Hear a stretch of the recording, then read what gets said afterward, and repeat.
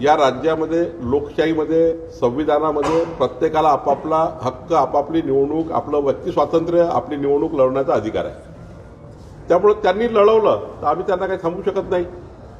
त्यांनी मागेही म्हटलं आम्ही याचे पाळू, आम्ही त्याचे आणू, आम्ही त्याचे पाळू, नाव घेऊन बोलले। त्यालाही काय आम्ही म्हटलं नाही। त्यांनी म्हटलं आम्ही यांचेच पाळू, आम्ही यांचे आणू, आम्ही काही बोललो नाही। शेवटी जनता निर्णय घेईल। पण मला असं वाटतं लोकशाहीमध्ये संविधानामध्ये आपापला हक्क सर्वांनी त्याला अधिकार आहे। तुमच्या सोबत असणारा मनसे आता मतं जाणून घेऊ लागलेलं आहे लोकांमध्ये जाऊन, ते सुरुवात वर्णीतून होती आहे। राज ठाकरे साहेबांनी लोकसभा निवडणुकीपुरतं देशाचे पंतप्रधान मोदीजी व्हावे, विकसित भारताचा संकल्प पूर्ण व्हावा याकरता मतं दिले आहेत। ते बूथवर सुद्धा गेले, त्यांचं मी अभिनंदन करतो। पण विधानसभेत मात्र त्यांची भूमिका ही त्यांनी वेगळी व्यक्त केली आहे। शेवटी मी आधीच सांगितलं लोकशाहीमध्ये प्रत्येकाला आपापला अधिकार आहे। ठळक घडामोडींसाठी देशोन्नती न्यूज चॅनलला सबस्क्राइब करा आणि बेल आयकॉन प्रेस करा।